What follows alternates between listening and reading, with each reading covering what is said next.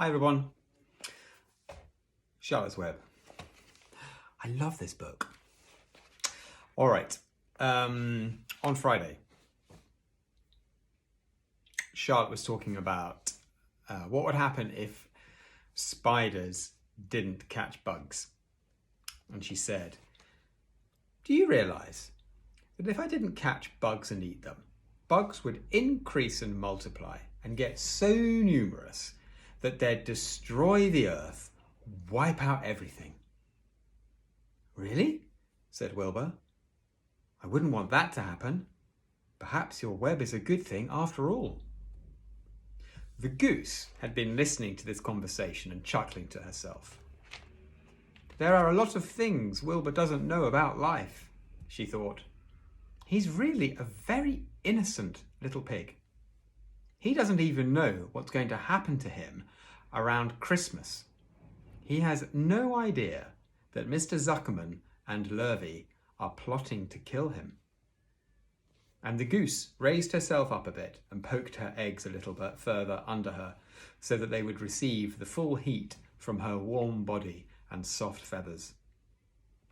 Charlotte stood quietly over the fly, preparing to eat it. Wilbur lay down and closed his eyes. He was tired from his wakeful night and from the excitement of meeting someone for the first time. A breeze brought him the smell of clover, the sweet-smelling world beyond his fence. Well, he thought, I've got a new friend, all right? But what a gamble friendship is. Charlotte is fierce, brutal, scheming, bloodthirsty. Everything I don't like. How can I learn to like her, even though she is pretty and, of course, clever? Wilbur was merely suffering the doubts and fears that often go with finding a new friend. In good time, he would discover that he was mistaken about Charlotte. Underneath her rather bold and cruel exterior, she had a kind heart, and she was to prove loyal and true to the end.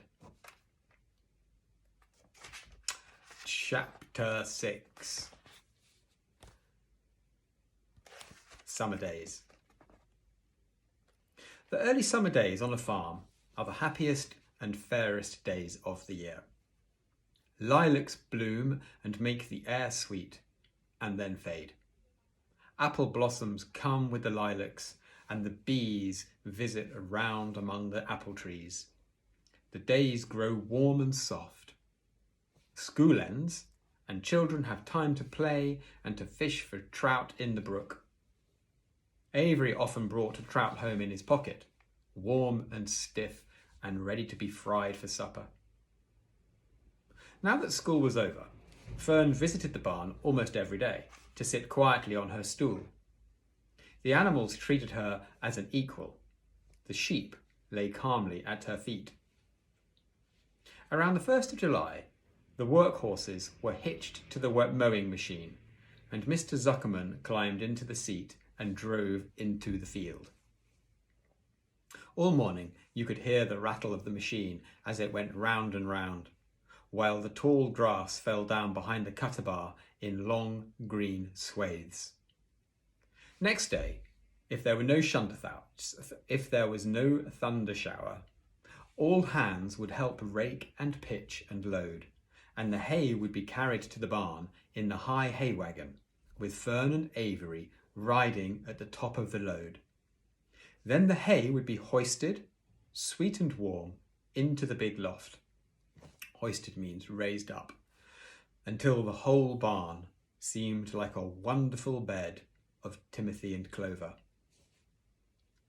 That's an interesting expression, and I'm going to have to look that up because I've not come across that before. Timothy and clover. It was fine to jump in and perfect to hide in. And sometimes Avery would find a little grass snake in the hay and would add it to the other things in his pocket. Early summer days are a jubilee time for birds. In the fields around the house, in the barn, in the woods, in the swamp, everywhere, love and songs and nests and eggs.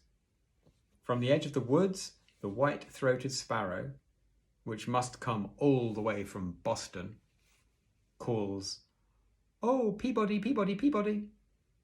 On an apple bough, the phoebe teeters and wags its tail and says, "Phoebe, Phoebe."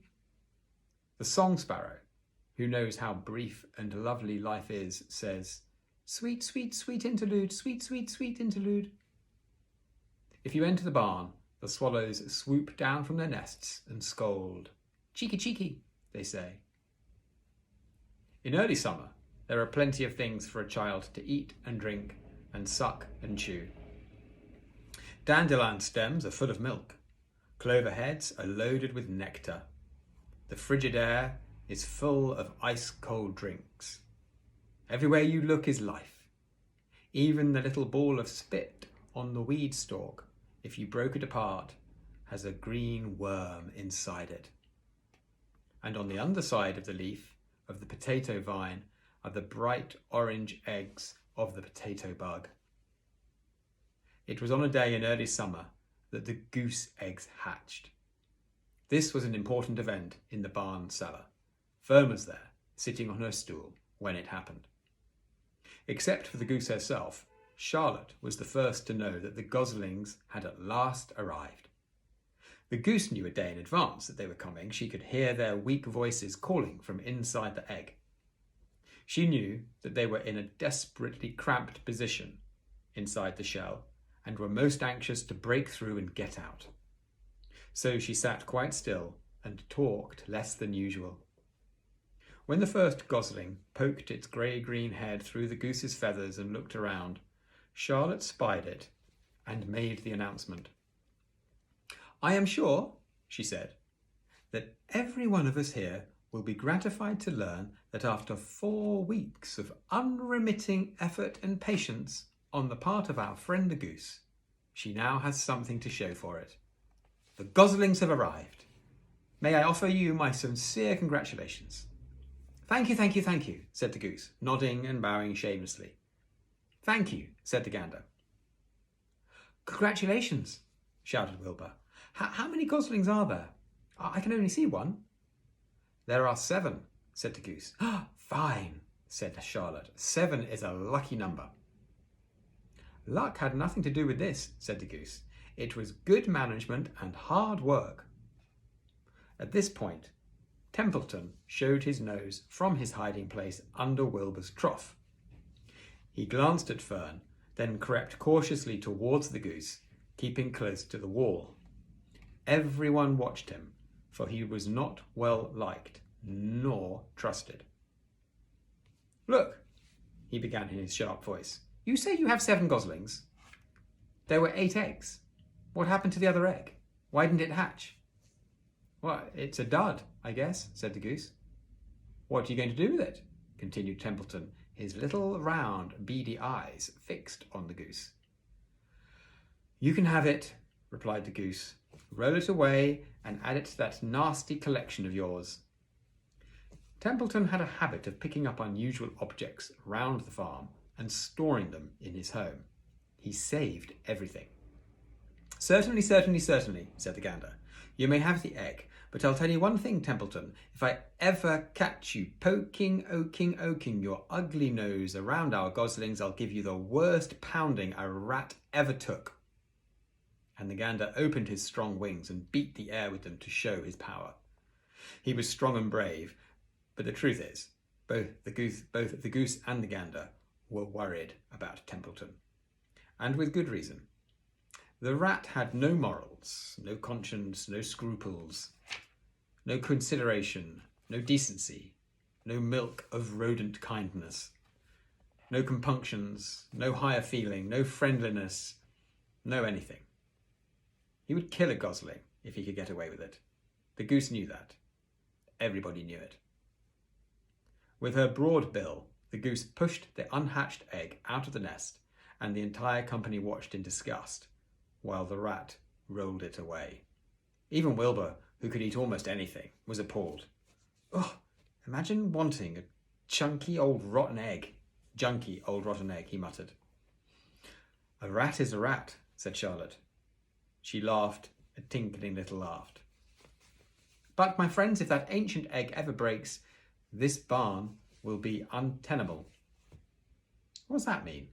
Asked Wilbur. It means nobody will be able to live here on account of the smell. A rotten egg is a regular stink bomb. I won't break it, snarled Templeton. I know what I'm doing. I handle stuff like this all the time. He disappeared into his tunnel, pushing the goose egg in front of him. He pushed and nudged till he succeeded in rolling it to his lair under the trough. And here's an illustration of Templeton and the egg being watched by the goose and the gander and Wilbur and Charlotte and Fern.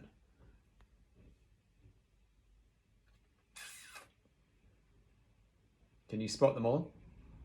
I couldn't see Wilbur at first, but he's there. That afternoon, when the wind had died down and the barnyard was quiet and warm, the grey goose led her 7 goslings off the nest and out into the world. Mr. Zuckerman spied them when he came with Wilbur's supper. Well, hello there, he said, smiling all over. Let's see. 1, 2, 3, 4, 5, 6, 7. 7 baby geese. Now, isn't that lovely? I'm going to stop there. Part 1 for today.